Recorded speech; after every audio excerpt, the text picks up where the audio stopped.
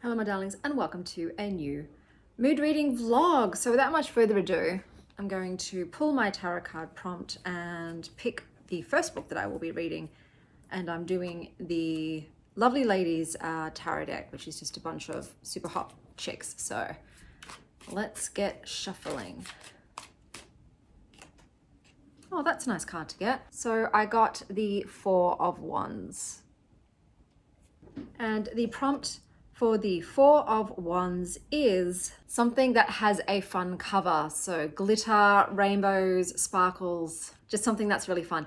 So I will look at my TBR and I will put any options up here or the one that I go with, because I have a feeling once again it's going to be very difficult to find just looking at 2D pictures. That might be something I need to head to a bookstore to be able to do. It is Mother's Day today, so happy Mother's Day to all the mamas out there. My kids are with their dad today. It's Sunday, so that's when they go to their dad's, and they'll be spending it with their grandmother. I'll take off my glasses just in case they're reflecting. Indy made this for me. This is a little painting that she did for me. V has yet to do something, but that's all right. My ex-husband's girlfriend gave me a flower to plant in my garden, which was, oh, she's just the best. I love her so much. And my Persian friend, God bless him, just dropped off these two chocolates, which definitely perfectly suited the Four of Wands card. So we've got, I put those upside down. All right, put them the right way up. This is a sort of a vegan health food organic chocolate. So we've got midnight cookies and cream with charcoal and hazelnut butter praline with maca root. I love this company and their chocolates. They're very expensive though, so there's something that I only treat myself to. So it was very nice that he got me this treat, totally unnecessary but very appreciated. I will be continuing on with My Grandmother Sends Her Regards and Apologies by Frederick Backman. So I'm on page 42. Yeah, the grandmother has just passed away, which is not a surprise because it's in the synopsis, so you know it's coming, but it's still so sad. I cried. As usual, I will tell you about the book once I have finished reading it, but yeah, it's just that perfect blend of like wry humor and nuanced personification of characters and messy human emotions. So I'm expecting more tears to come. I've got a stack of library books to get to, which you would have seen in my previous haul. I'll put a picture up here of which one I decide to start with, and then yes, I will touch base with you guys once I've read something, because I'm just staying at home today.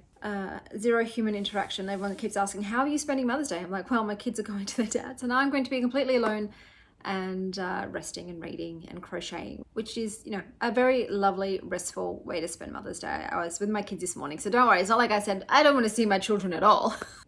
We had breakfast together and lots of cuddles, and we had a nice day yesterday. So yeah, I'm absolutely perfectly fine with spending Mother's Day mostly solo. I saw my mum last week as well, so don't worry. She got her Mother's Day treats and everything too, and I sent a gift off for my ex-mother-in-law as well today. So all the mums have been messaged and gifted, and now it's time for this mama to relax, Max.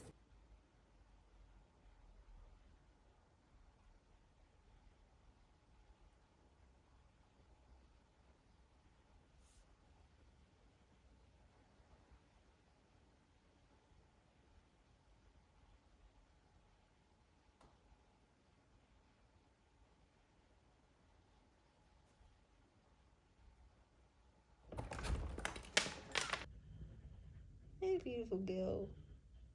I have finished My Grandmother Sends Her Regards and Apologies by Frederick Backman, translated by Hemming Koch. Sometimes the greatest adventures begin with a goodbye, and a letter from a grandmother who loved you in the loudest way possible. So this story is about Elsa. Elsa is 7. She is a very proud Harry Potter nerd, and the Harry Potter references in this are rife. So if you don't want to hear about HP, this is not the book for you, because there are many, many, many, many references. She is a schoolyard bully fighter and a fan of her grandmother's wild fairy tales. So Grandma is a professional menace and a vibrant character, and unfortunately, she dies. but not before assigning Elsa one last magical quest of delivering a series of apology letters that unravel secrets, stitch together a neighborhood of broken adults, and turn grief into a fairy tale where love is messy, monsters are kind, and being different is heroic. The book, as usual, is stacked with very quirky characters. There's a possible werewolf neighbor, a giant dog named Worse, and a cast of traumatized adults who are trying their best. There's heart, whimsy, and just enough emotional to make you text your grandma an awkward love you at 2 a.m. It's about life, death, and the right to march to the beat of your own drum. Unfortunately, this is my least favorite Frederick Buckman that I've read. I did have some issues with it. One, this does contain the killing of an animal. Two, they were feeding the dog chocolate, copious amounts of Dame chocolate. And chocolate is poisonous to most animals because they cannot process the theobromine in it. So I don't... that just took me out for some reason, like stop feeding the dog chocolate. It's also massively a story within a story. So you have the fairy tale world, Miamas, that the grandmother created for Elsa, and she's constantly telling you the stories that her grandmother told her. And I'm not a fan of stories within stories, especially if it happens a lot, and it does happen a lot. Like, I'd say a good quarter of this novel is dedicated to these fairy tales. For me, it just kills the pacing and it makes the narrative flow really messy. And it just felt too long. I don't think this needed to be this long. But yeah, the big downers for me were the animal death. And sometimes being in the POV of a child absolutely works. In this case, I felt her voice was not consistent for her age. So yeah, it's still it was still okay. It's not awful. I still thought it was fine, but normally Buckman's books are generally definitely over a 4 towards 5 stars for me. So yeah, this one didn't work. Also, it features a lot of the character Britt Marie, and I can't stand her, and I'm sure she's got a heart of gold, but she's one of those busybody, hypercritical, passive-aggressive bitches. I'm sorry, I read about her in one of the other books as well. All of his characters tend to be interconnected. He's sort of got like a world in these quirky ones, and they're all a part of it. But yeah, this didn't work for me. I'm now going on to The Crying Book by Heather Crystal. Let's just read just take out my bookmark, the first little snippet together. I suppose some people can weep softly and become more beautiful. But after a real cry, most people are hideous, as if they've grown a spare and diseased face beneath the one you know, leaving very little room for the eyes. Or they look as if they've been beaten. We look, I look. Once, in 5th grade, I cried at school for a reason I cannot recall, and afterward, a popular boy, rat-tail skateboard, told me I looked like a druggie, and I was so pleased to be seen I made him repeat it.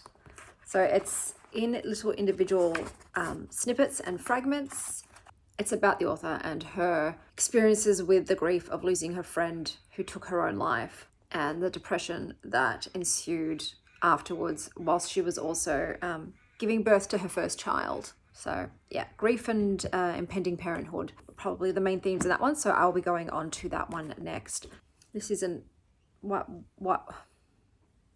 hold on. Today I've got to go donate blood and take my kid. Do it again, Sylvie.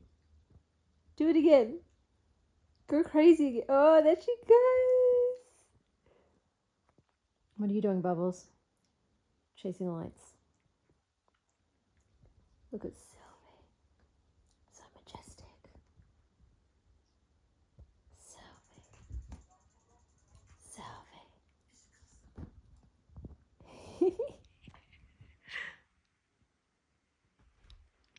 Bubbles, stop.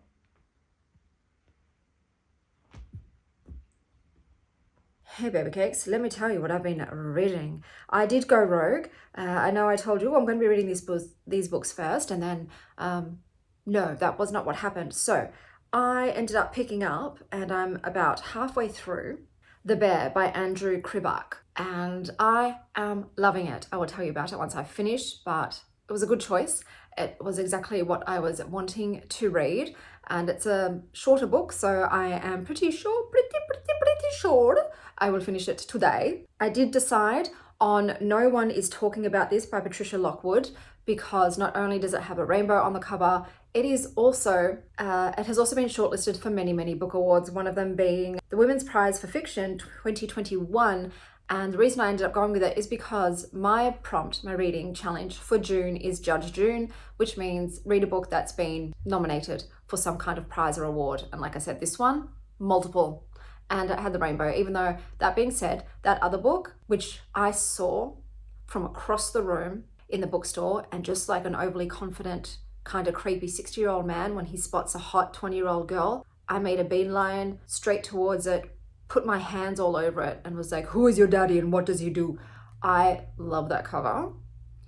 The premise includes two librarians in a dystopian world. So I immediately checked to see if my library had it. They did not. It was just released. I think it's only had like a handful of reviews on Goodreads, so brand spanking new. I have requested that they buy it and add it to their collection, but we all know how long that takes. So I might end up taking a punt and purchasing it myself, because just the cover, so pretty. But we'll be reading that at some stage. But my choice for my fun cover is going to be No One Is Talking About This by Patricia Lockwood, which has multiple rainbow covers. I think I like the ring one the most. That's my favorite. Besides that, let me tell you about the perfume that I am currently wearing. So I am wearing Religious Guilt by the Raconteur. This has smoky frankincense and a myrrh heart. This perfume has a smoky frankincense and myrrh heart, and it's giving ancient wooden pews, vespered confessions within cathedral walls. There's a faint sweetness that is whispered beneath, like candle wax melting into devotion and doubt. It lingers like a half-forgotten hymn, like repentance after sin. It's giving, forgive me, Lord, for I have sinned and may sin again. It is the scent of complicated redemption. It's gothic, intellectual, resinous, smoky, and ecclesiastical. The notes in this are frankincense, myrrh, palo santo, Buddha wood, sandalwood, cedar wood, cypress, cassia, juniper, and Turkish rose.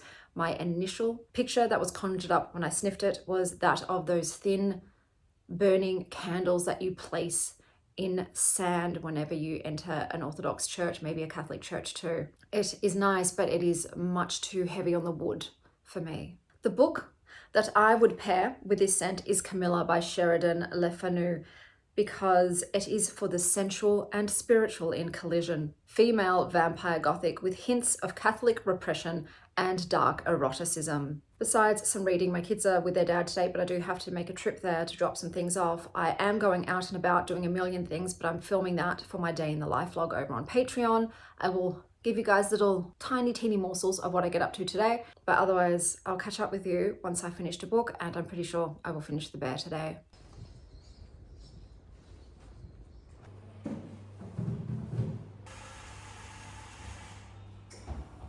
I am back with an update. Today didn't quite go to plan. I ended up having to go and get my kids and take them to my mum's. So I had a bit of a wrench thrown in the works, but I have finished a book.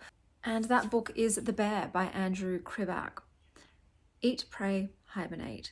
So in this book, there are only two humans left on Earth, a father and his daughter. Don't worry, it's not your typical Mad Max style of post-apocalyptic book. Instead, it's more like the Earth gently sighed, deleted all the humans, and left this father and daughter to quietly fish and grieve all that they had lost. The father spends his time teaching his child as many survival skills as possible. So there are remnants left from previous human civilization, like pieces of glass or brick, and some items, mostly tools like compasses and pickaxes, but everything else is gone. The last of the books are hanging on by a thread, so he does still teach his daughter to read and write, but she is the last of us. And then the dad passes away, much too soon.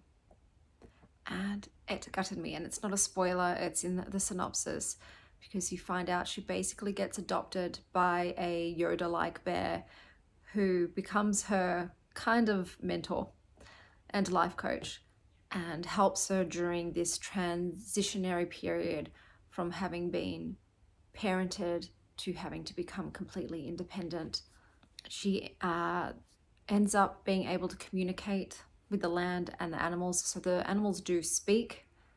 It's a magical sort of realism book.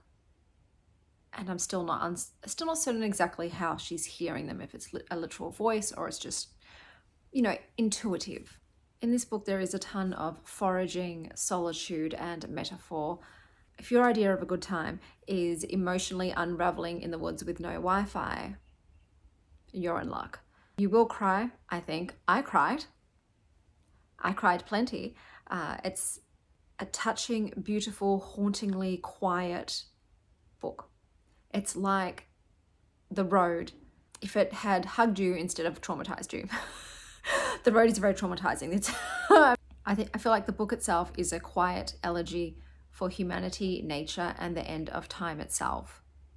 There's almost no dialogue and no real action-packed plot. It's just a slow unfolding of what it means to live and die with dignity, grace, and love for the world that birthed us and that will continue long after we cease to exist. It's about solitude, survival, and the cycle of life. Comparable read to this would be The Wall and The Blue Book of Nebo, with the post-apocalyptic vibes and the very soft survival and synchronization with nature. I don't know about you, but if I was one of the last two humans on Earth, I don't think ethically or even emotionally I could bring a child into the world knowing that the likelihood that that child would be left completely and utterly alone upon mine and my partner's deaths. I just feel like it's a little bit cruel.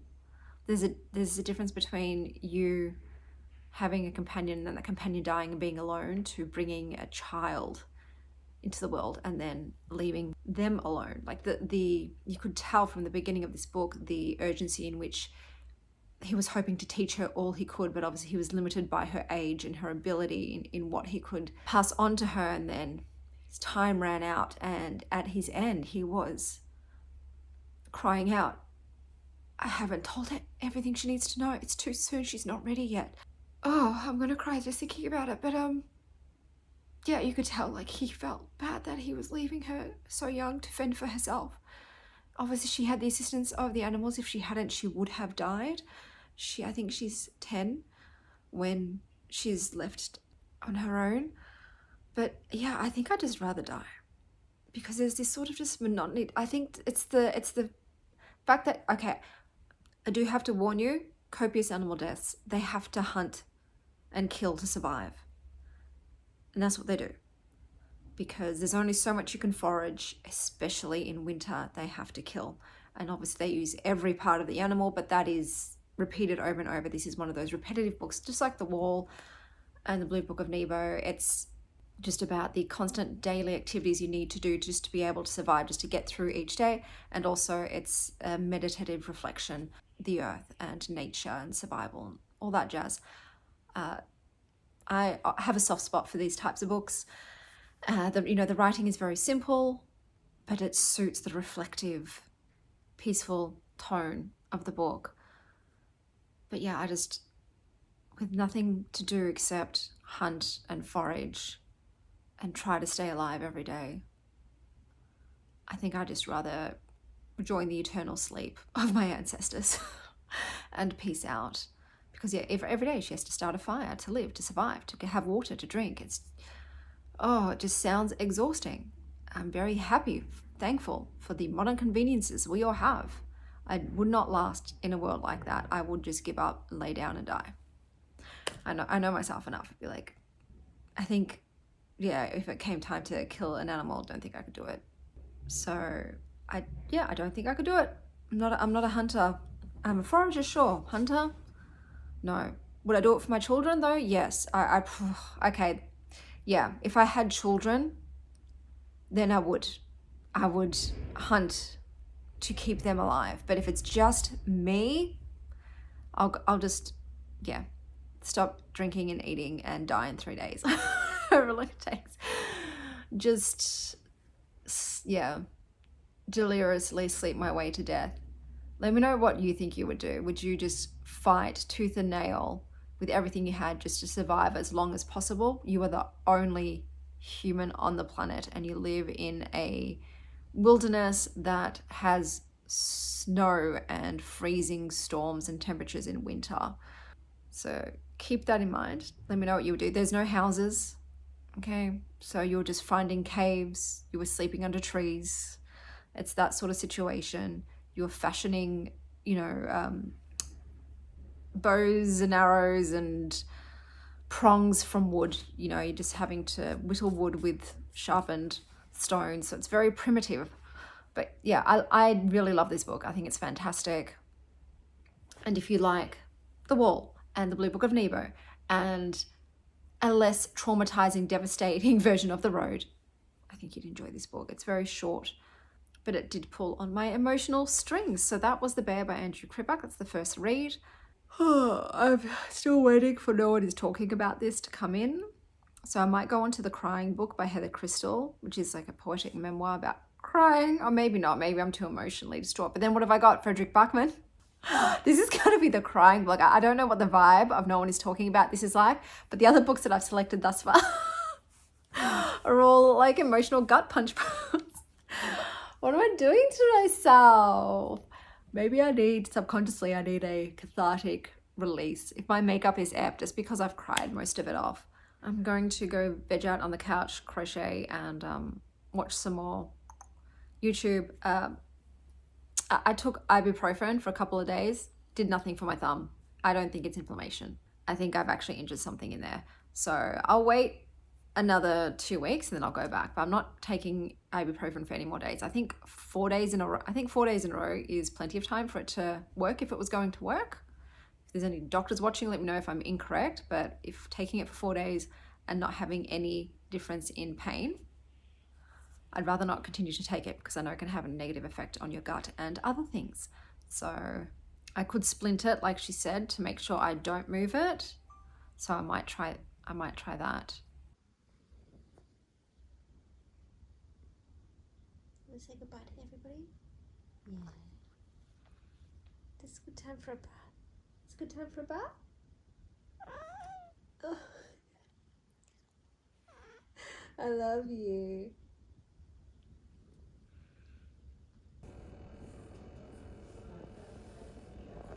Persian food of the week, but I've asked him, can we just do this once a month? Because I made a lemon cake. It was so bad.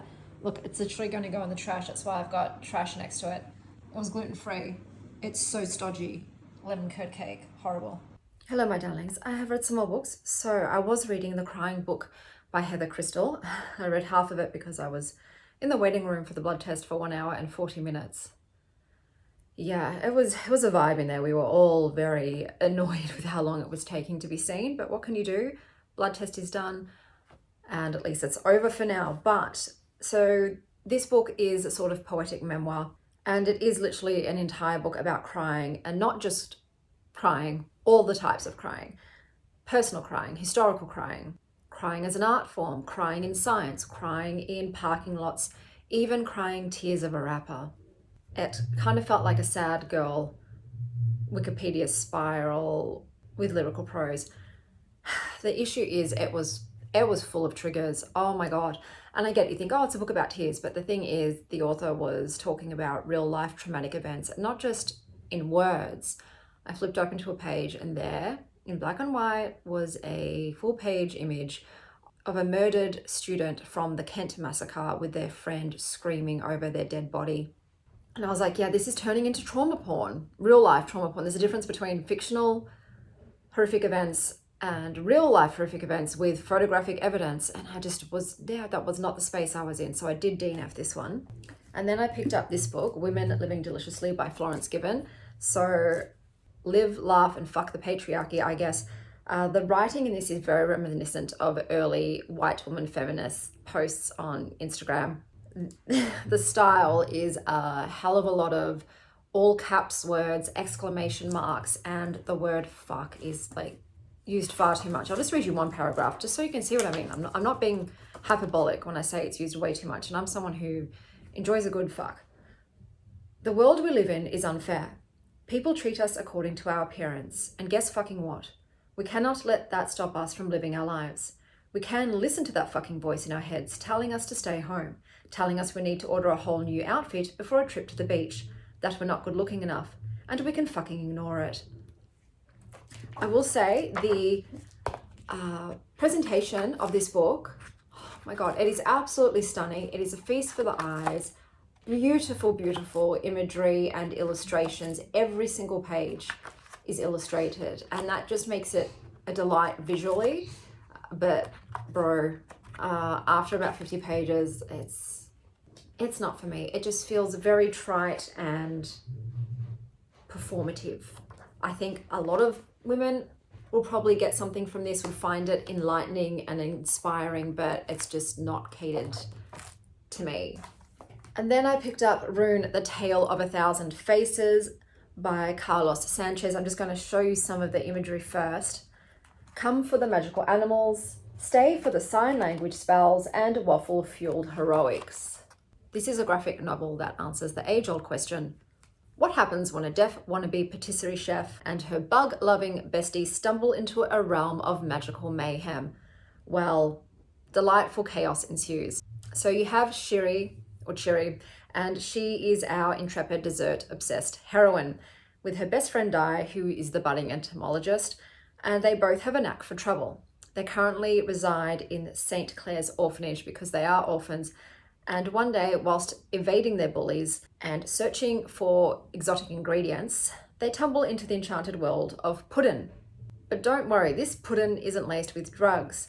This is a land that's sweet, but it is also rather perilous. Here they encounter a motley crew. We've got druids who double as life coaches, warriors with questionable fashion sense, and magical goats that also are rather comedic. Together they face off against the nefarious Shadow King, a villain so dark and brooding, he makes Kylo Ren look like Pinkie Pie.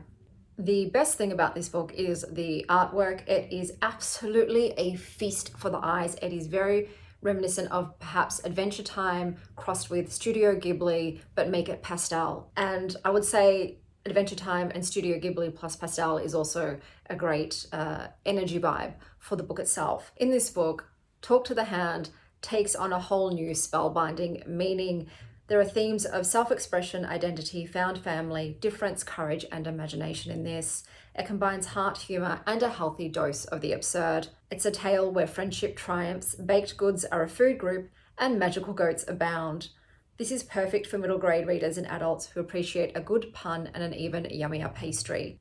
I absolutely loved that they did have sign language as the magic system in this. So what would be considered an impairment or disability in our world makes Shiri a superhero master mage in this one. It was just a thoroughly enchanting, quirky graphic novel. And like I said, once again, the vibes, bro, like absolutely sublime. There are so many cute animal creatures in this, which was giving the Studio Ghibli vibes. I loved it. This is a 5 out of 5.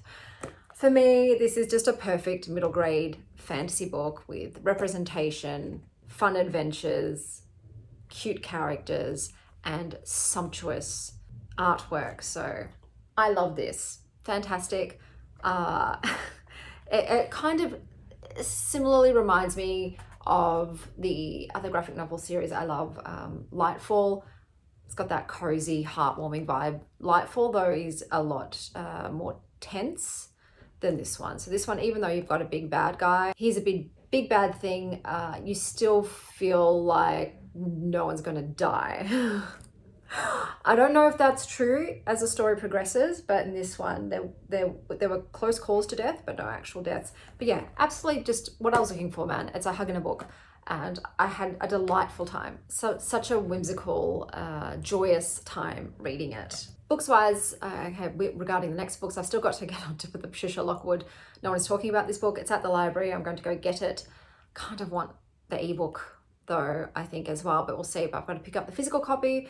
I'm also reading Can't Spell Treason Without Tree by Rebecca Thorne, so I haven't started it yet, but I opened the front page and was delightfully surprised because look, full color glossy picture. Like, what a treat. So that's on the agenda. And also I have started reading Greedy by Jen Winston. So this is a nonfic about a bisexual chick, and I picked it up because I am doing a book recommendation video for Eurovision, and I wanted a better book rec fit for one of the songs, and I had a feeling this might be a better fit. I am halfway through and I'm really liking it, so I'm pretty certain this is the book that I'm going to slot in for that recommendation. But I just think it's very entertaining, easy to read.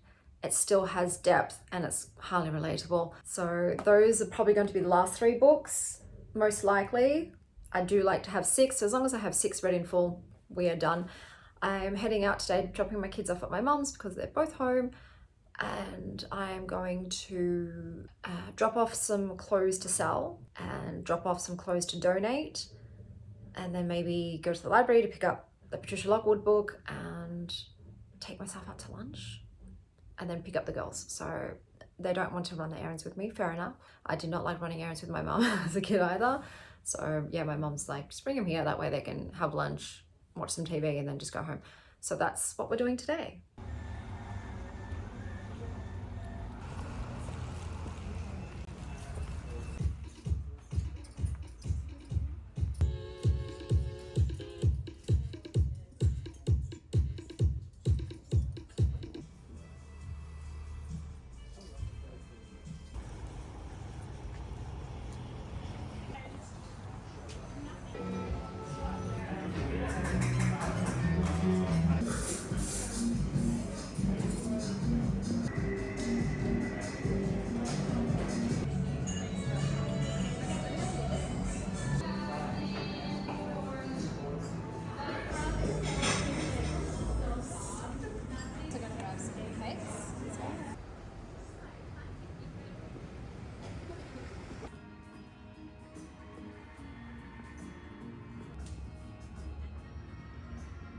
Okay, let me show you what I got.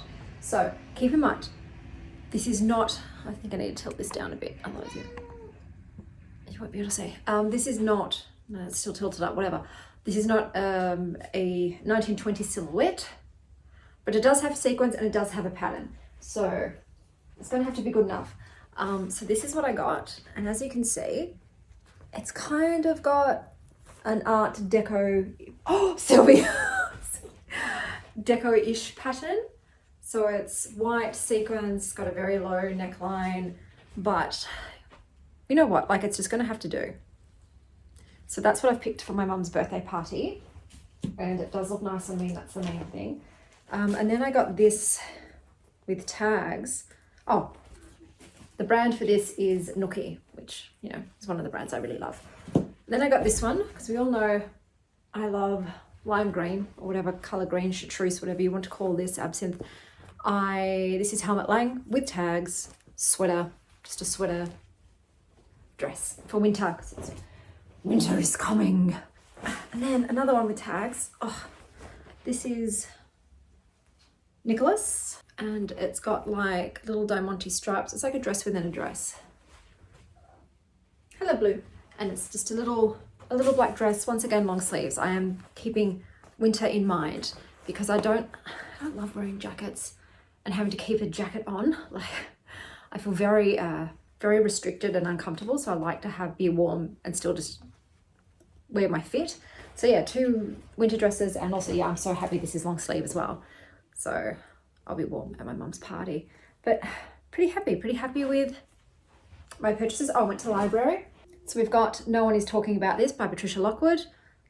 The cover I like less, but fun cover still, rainbows and clouds. And then I picked this up too. So this is called The Bane Witch by Ava Morgan, because it's got mushrooms on the cover. This is practical magic meets gone. Meets gone, girl. She's more than a witch, she's a hunter. So that's what I did today. Are we cool here, ladies? You all right, Nova? Sylvie wasn't smacking you, was she?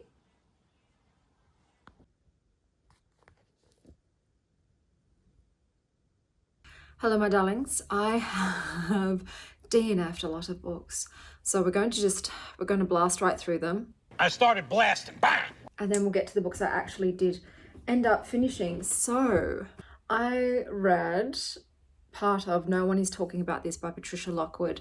So this is a mixed genre litfic. It sort of begins like a fever dream in tweet form, in that it's fragmented and deeply online. The narrator is an internet famous poster that drifts through a surreal, meme-saturated existence in what she calls the portal. The portal is the internet. It's a place where dogs can be twins and every thought is immediately turned into content. It's a satire of life lived one scroll at a time. I found this too much chronically online absurdity. It was too erratic and short form content for me, so I'll show you what I mean. It's all in a bite-sized pieces of just different spontaneous, sporadic, random thoughts. I'll give you an example of the style.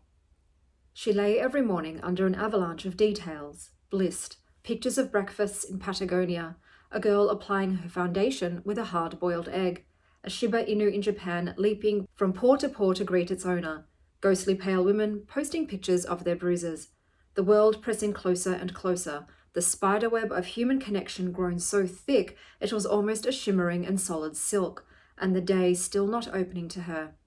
What did it mean that she was allowed to see this? It just wasn't working for me. I think it's supposed to sort of change tone halfway through thanks to a real life traumatic event, but I can see that it's still done in the same style. And like I said, it's too short attention span-y for me. My brain didn't like it. I don't really, what's the word? Watch a lot of short form content stuff. I don't like it. I see snippets of it on Reddit in some of the subreddits I browse, but I like to engage in any sort of media that I'm consuming. So my brain just doesn't like shorts and TikToks and things like that. This didn't work for me, so I did DNF it.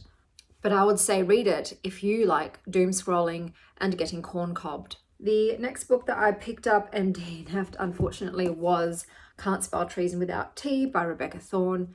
It is lesbians, tea, and treason. You have a badass chick who works for the Queen, and then one day at work, she realizes how expendable she really is, and she decides to quiet quit and become self-employed and open up a tea shop in the middle of nowhere with her girlfriend. I wouldn't call this cozy. The opening scene, there are beheadings, stabbings, throat slittings, grisly depictions of torn flesh being stitched up. So this is just the opening chapter. I don't really think this is super cozy. Also, the established relationship felt very flat to me. It was too tell, not enough show. There was zero chemistry. It takes really good writing of chemistry between characters to make a pre-established relationship feel exciting for the reader. This didn't do it. But I would say, read this if you like changing careers and steeping tea. The next book I picked up was The Bane Witch by Ava Morgan. I will say that this cover is giving very different vibes to what's in the book. This is very cutesy and cozy, and the book is not that. So this is about a woman who fakes her own death to escape her abusive husband. There is plenty of on-page abuse and essay in this book. She then discovers her heritage as a Bane Witch, and Bane Witches are a lineage of women who ingest poison plants to eliminate men. They're basically a gang of poison ivies. For me, the sentence and plot structure felt very awkward and convoluted. I was not getting on with the writing style.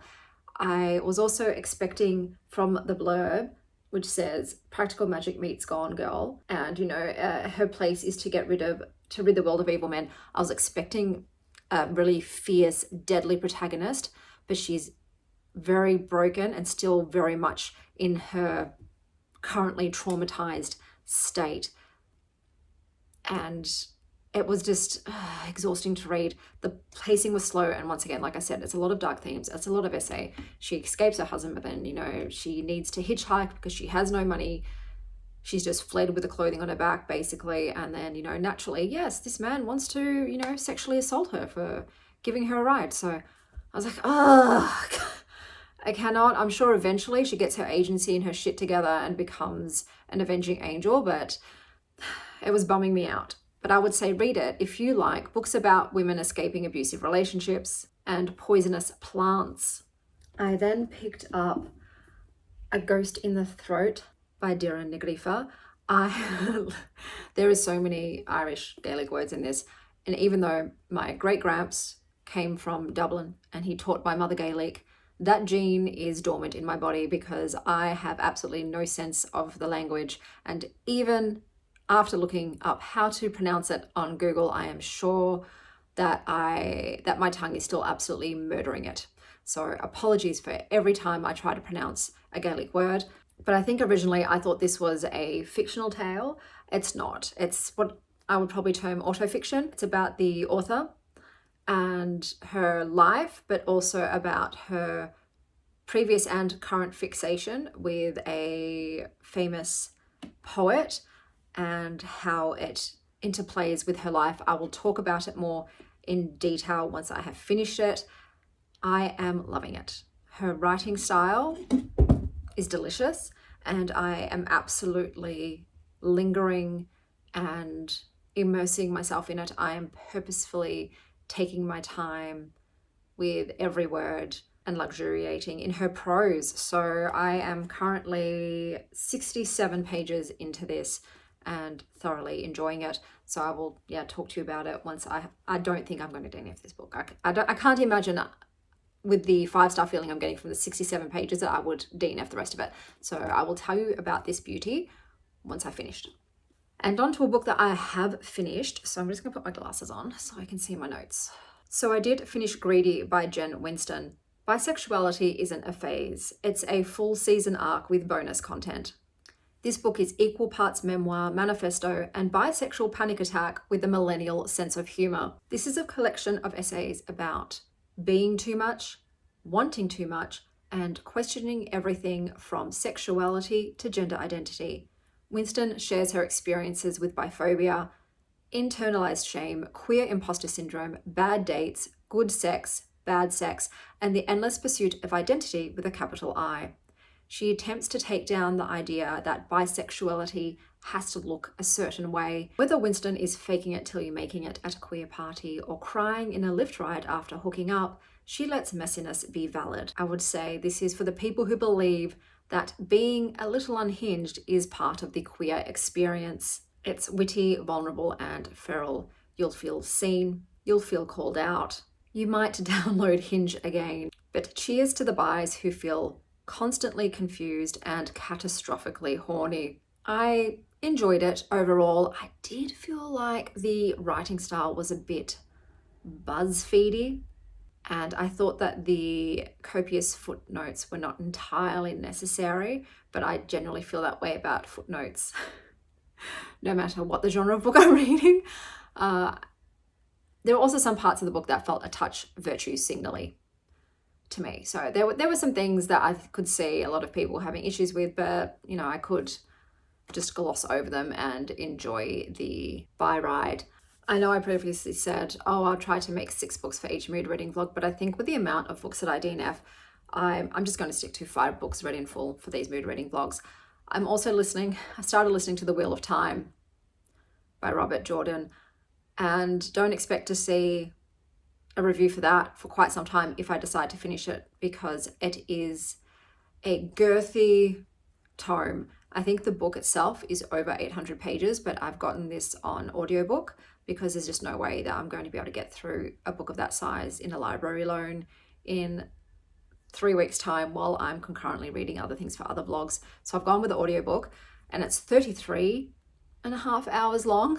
It's narrated by Rosamund Pike, which is a lovely touch. I know that there is a TV show about this, which is why I decided to pick up the book, because the TV show did look interesting to me.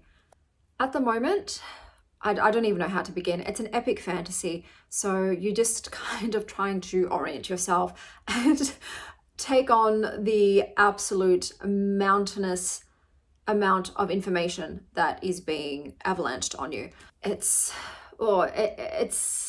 feels like it could be something I get into. It depends if I attach to the characters or not. I feel like with this kind of epic fantasy, it's contingent upon me really investing in the characters. So we'll see how it goes, but I will definitely hopefully finish this in this vlog and then tell you all about it. Health update wise, I did see a specialist yesterday and they did officially diagnose me with POTS and dysautonomia. They wanted me to go on beta blockers because one of the issues that I'm having is that in an everyday day, even though I don't exercise, just standing upright, so if I'm going to go wash the dishes or make breakfast, things of that nature, just being upright puts my heart into the 150 to 200 zone. God forbid I have a shower, I get pushed above the 200 zone.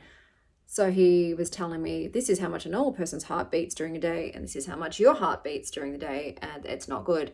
So yeah, he wanted to put me on drugs to calm down my little hummingbird heart. So I told him, look, I want to get a second opinion because, drugs, and I want to do my own research. And when I looked up the contraindications for beta blockers, I have every single contraindication listed for them, every single one. So I was like, I'm pretty sure that would put me in the high risk category for having a bad side effect if I have not just 1, 2, 3, 4, more than 5 of the contraindications listed. So I will be bringing that up with him when I see him. Obviously, I'm going to get second opinions. I'm going to see what other options there are besides beta blockers. Yeah, and I'm in that phase. Anyone knows who's been diagnosed with illnesses, you in that knowledge accumulation phase where you've just been given a diagnosis, so you've got something to work with, and you can go down the rabbit hole on the internet. You can go and see multiple health professionals to get their professional opinions and then try and formulate an action plan, try things out, see if they work. If they don't work, go into something next. He also recommended I take methylene blue, which I had never heard of, and I found out it's a food dye. And he did tell me it will literally turn your mouth blue. I'm also going to get some second opinions on that because I'm not entirely sure I want to take that. And my stepmom said that she did take it, but her blood tests after taking it showed that she had it was damaging her kidneys. So like I said, everything comes with a price. Everything you take has an equal and opposite reaction. It'll benefit you, but there might be also side effects or costs to that. So you've just got to figure it all out. But that's where we're at. It's good to get some answers of, why exactly these things have been happening to me. And I now have something to work with and to see if I can manage my condition, because that's all you can do with chronic illnesses. You can just try to manage them and keep them as asymptomatic as possible so that you can just sort of live a somewhat regular life. But I also wish, I don't know if other countries do, but in Australia, your doctor will refer you to a specialist and they will not prepare you or tell you how much that appointment will cost. So when we finished the appointment and I was given the invoice, I had a heart attack. Because even with Medicare, which is generally pretty good in Australia, I was still out of pocket $350 for one appointment. And I've got another specialist appointment this week, and then I'm meeting back up with this guy in 6 weeks. So it's just like, being sick is expensive. But I think doctors really need to start telling people, or I guess I would have to ask them, hey, how much will that appointment with that specialist cost me out of pocket? Just so I am prepared, because if I didn't have the money, that would have been not great. So today I am going to see my best friend Kate just for brunch. I've got V with me, so she's coming with us. So we're having a gal pal day, just very low key, because Kate and I are both low spoons today. So keeping it cash, and I will, curl up with this and read it because it is absolutely feeding my soul.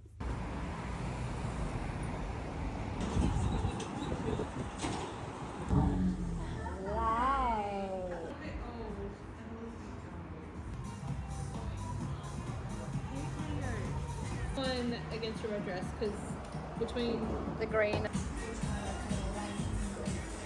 and it was one of those ones where like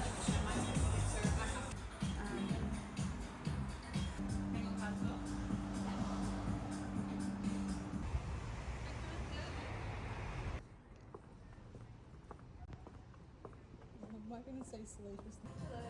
How are you? Good, thanks. I didn't got the hot chocolate.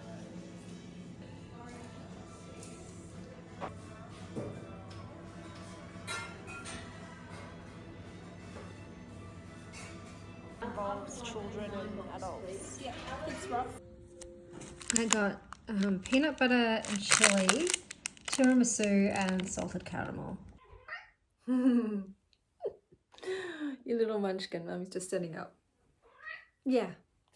Hello, my darlings. I am coming to you with an update. I'm giving some background context. I'm not going to talk a lot about it, but I did get my blood test results back and they were not good.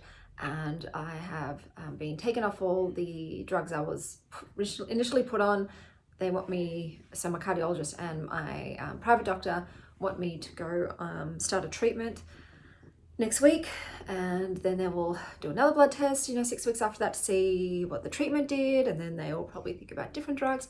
Anyway, I am just so sick and tired of being at the doctors and having needles in my arms and IVs of medication pumped through my veins. And I'm going to be honest, if it wasn't for, I've got Blue on my lap, if it wasn't for my kids and needing to take care of them and provide for them and my cats as well, I would probably just roll over and die. I've got sick patient fatigue, I guess, but I can't do that. That's not an option. So yeah, I'm just going to do whatever they tell me to do, and hopefully it works, and hopefully I can just keep living my life and not living at medical facilities.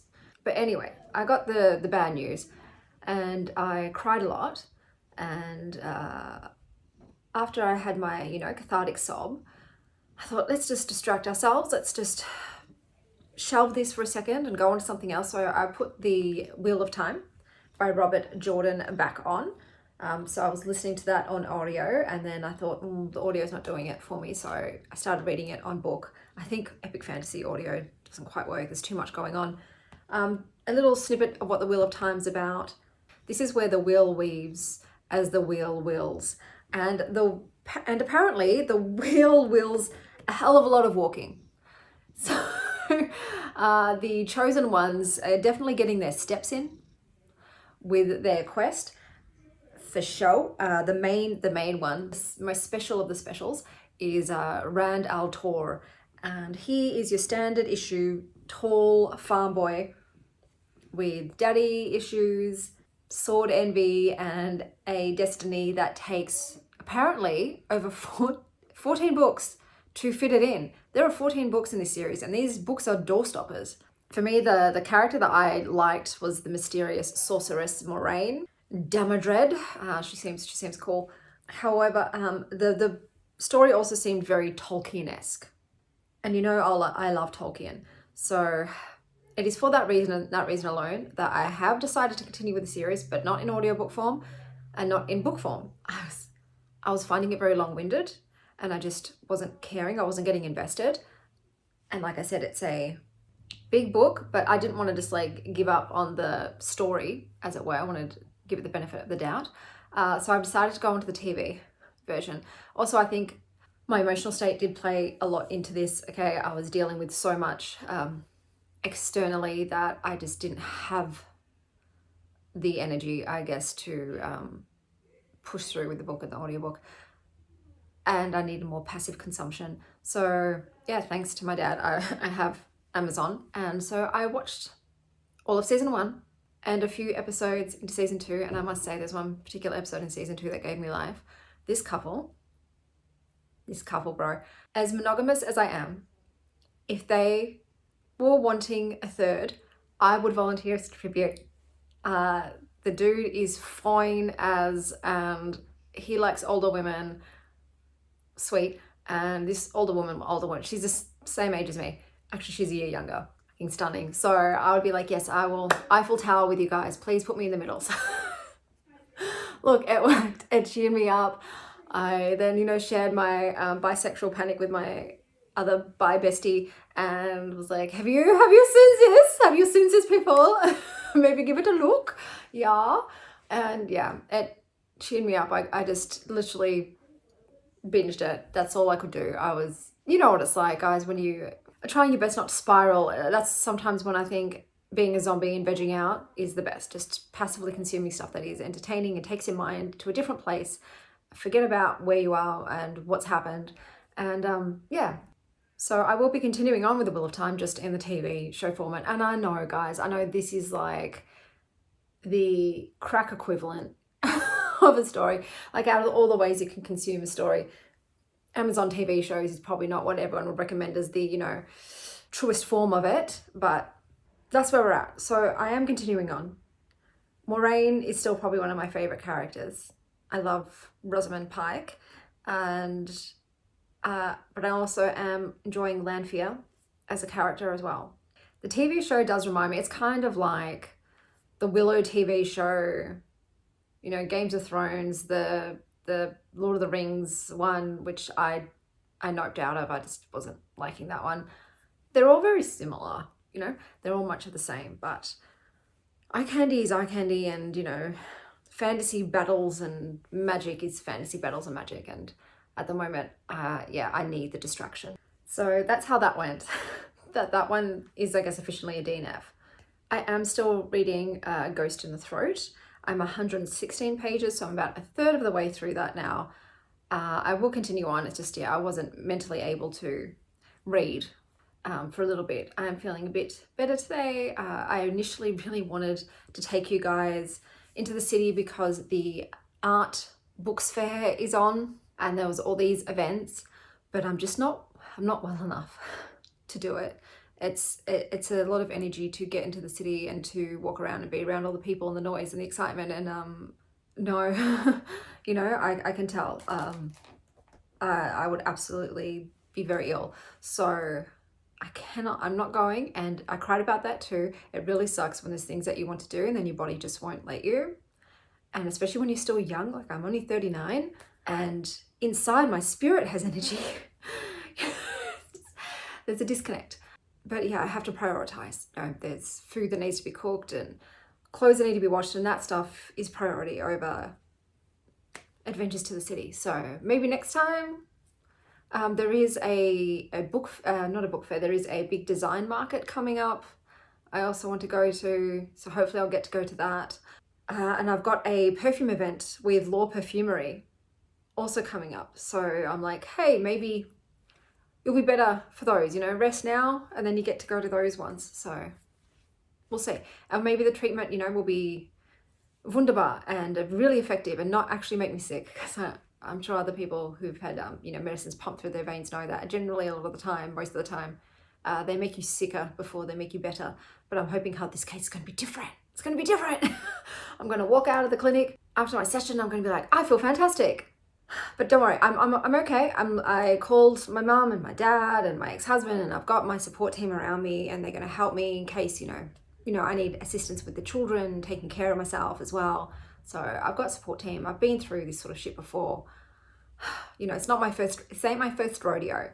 So, no, I'm not dead. As long as I'm not in a coffin, you know, there's always hope. There's always chance of, you know, full recovery and maybe not feeling like a sick person all the time. I know I have chronic illnesses as well, genetic conditions that will never go away. But you can all, you know, I think the severity of those alters. You know, maybe I'll finally get to a point in my life where I'm in remission and all of my other chronic conditions are asymptomatic and I'm doing pretty good. So that's what I hope for. It does happen for some, and I'm hoping to be part of that some. But otherwise, it's one day at a time, baby. It's literally one day at a time. And today, no appointments, okay? There's no needles going into my arm. I'm feeling okay. You know, as okay as I guess, you know, we've all got... as okay as I can be, considering the circumstances. So today, my dad and my stepmom are coming down. They want to take us out for lunch. She's doing it even harder than I am. She's stage 4. So she's like an inspiration to me. I'm always like, man, she's in there 5 days a week for her treatment. So, you know, I am bolstered on by her. She's been, you know, soldiering on for a long time and defying the odds. She's defying those fucking odds, and I hope to follow in her footsteps. So we're gonna give each other lots of hugs and cuddles and shit, and take my kids out with us as well. So we're just going out to a cafe, and then I'm taking my kids to their dad's because it's their dad's day, and then I'm gonna come home and sort of rest and recuperate because it is Eurovision today, and I love Eurovision. I love it with its campness and its hilarity and it's just joy. It's just a very joyous event, And my ex also loves Eurovision, so he's doing a little party. I hope to one day, you know, be able to host parties again myself. But in the meantime, I'm joining his, and hopefully I'll have the energy to dress up. I normally like to dress up as one of my favorite contestants from the previous year, and there's someone that I'm like, yeah, I can do that with what I've got on hand, you know. So I'm hoping that after lunch the rest is enough to pep me up to get into costume and go over there and hopefully have a fun night and then come home and crash, and then try and gather my strength. So, you know, they wanted me to start treatment tomorrow, but I've got an appointment with my kids' school's principal tomorrow. This is an issue that's been going for 3 weeks now. My daughter has not been in school, so I'd really like to get that resolved and get my daughter back in school if that's possible. But I'm also like low-key not looking forward to it. I've already been having this battle for 3 weeks with them, and because I can tell that I'm in a bit more of a emotional state because, yeah, you know, of the stuff I'm dealing with, I'm a bit worried I might make a scene.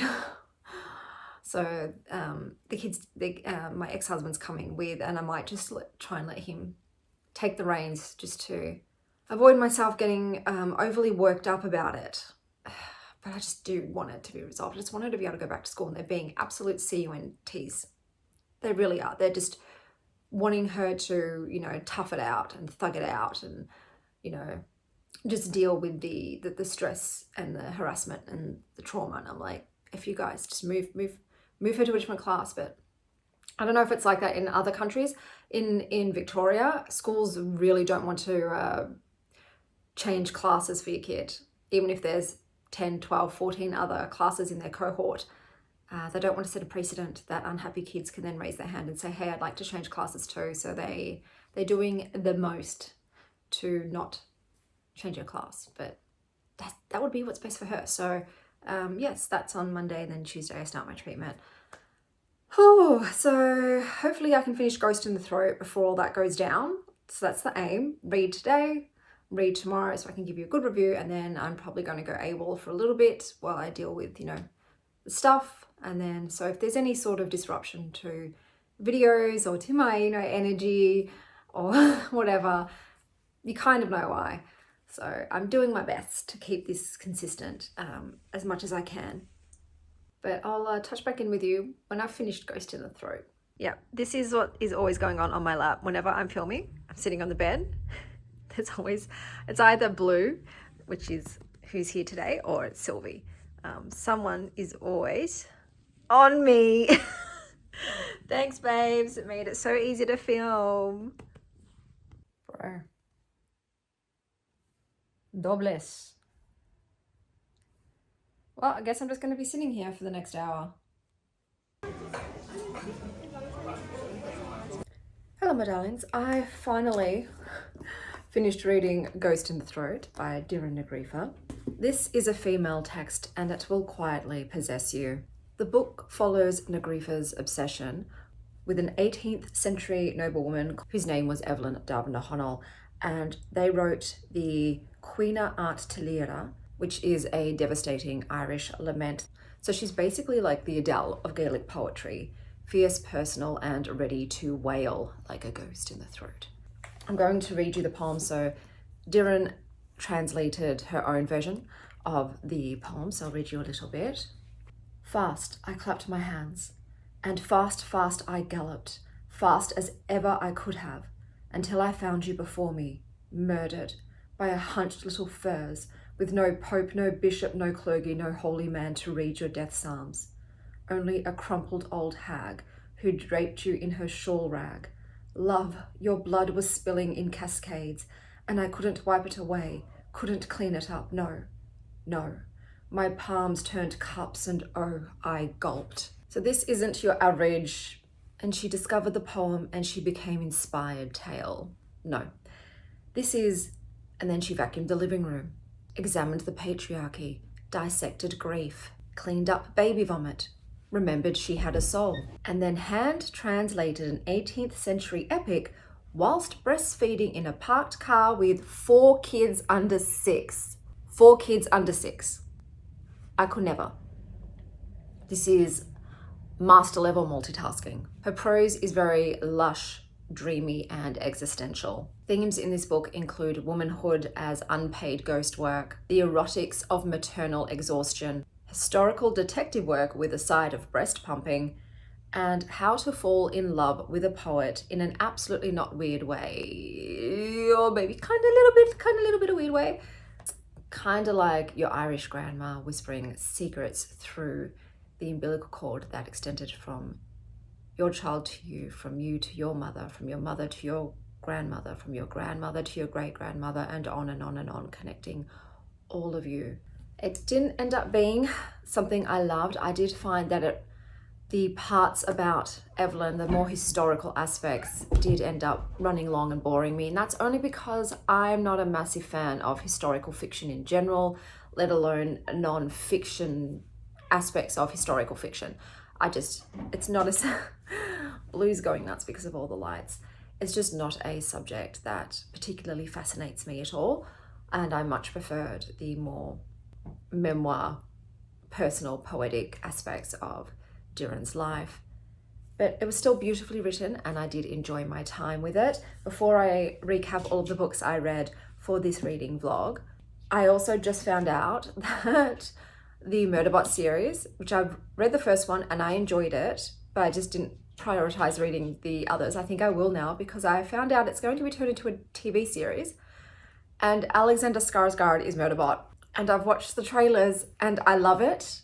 I love it. It's a vibe, man, and it is on Apple, but thankfully my friend has Apple and I will 100% be watching it. But so I probably will prioritize reading a bit more of the Murderbot series before doing so, but oh my God, totally gonna watch it. So let me quickly wrap up all of the books I read for this mood reading vlog. My Grandmother Asked Me to Tell You She's Sorry by Frederick Buckman, translated by Hemming Koch. Read it if you like cloud animals, X-Men, and cinnamon buns. Gree by Jen Winston. Read it if you wear cuffed jeans, have punched a man, and kissed a girl and you liked it. The Bear by Andrew Krivak. Read it if you like compasses, hunting and foraging, and bear hugs. Ghost in the Throat by Diran Negrifa. Read it if you like breast milk, shit-talking clowns, and if you've ever wanted to be haunted by a historical woman while stuck in traffic. Rune, The Tale of a Thousand Faces by Carlos Sanchez. Read it if you like waffles, wind-up toys, and old witches in walking houses. Those were all of the books I read this week. Let me know what you've read recently down below. And until next time, stay wild, Star Child.